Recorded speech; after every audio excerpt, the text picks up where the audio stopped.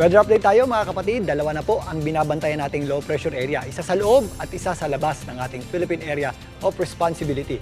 Ito pong low pressure area sa loob ng PAR ay huling namata ng Pag-asa sa lying around 130 kilometers east-southeast ng Baler, Aurora. Ito po ay mababaw at hindi natin nakikitang maging isang ganap na bagyo. Posible po itong malusaw bukas pero ito po ang nagpapaulan sa malaking bahagi ng Luzon. Samantalang ito namang low pressure area sa labas ng PAR ay huling namataan ng Pag-asa sa lying around 1,760 kilometers east-northeast ng northeastern Mindanao. Ito po ay inaasahan nating lumakas at maging bagyo at maaaring makapasok sa loob ng ating Philippine Area of Responsibility sa darating na Biyernes. Ito po ay tatawagin nating Bagyong Ramil.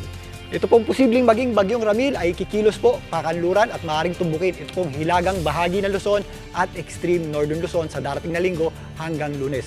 Sa ngayon, medyo mahina pa ito at malayo pa, kaya posible pa itong magbago ng kanyang kilos at lakas at direksyon. Pero ngayon pa lamang, dapat ay paghandaan na natin ang posibleng pagdikit ito sa ating kalupaan, lalong-lalo na dito sa itaas na bahagi ng ating bansa. Kasabay naman yan sa pagtawid nitong maaaring maging Bagyong Ramil, ito po ay maaaring mag-trigger ng pagbugso ng ating tinatawag na northeasterly wind flow.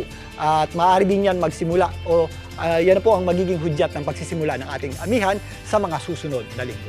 Sa ngayon, dahil pa din dito sa ating low pressure area na nakadikit sa ating bansa, asahan pa din po natin ang maulap na panahon at mga kalat-kalat na pagulan at meron din po yung mga posibleng thunderstorms sa mga areas ng Calabarzon, Isabela, kasama po dyan ang Aurora, Pampanga, Nueva Ecija, Bulacan, maging dito sa area ng Bataan, kasama na rin po dyan ang Camarines Norte. Magiging maliwalas naman ang panahon natin sa natitirang bahagi ng ating bansa, pero posible pa din po yung ating mga afternoon showers at thunderstorms. Dito naman sa Metro Manila, ito rin pong LPA ang nagdala ng maulap na panahon sa atin at mga paminsang-minsang pag-ulan. Bukas mababawasan po ang epekto nito pero posible pa din po yung ating mga pag-ulan tuwing hapon at gabi. Kaya sa mga lalabas ng bahay, ugaliin pa rin po natin ang pagdadala ng tayo. At yan muna latest sa ating lagay ng panahon. Muli ako po ang inyong weather frontliner, Alvin Cura, na lagi may panahon. Para sa iyo. Mga kapatid, Julius Babaw po. Para sa komprehensibo at makabuluhang balitaan at talakayan, mag-follow at mag-subscribe na sa social media pages ng News 5.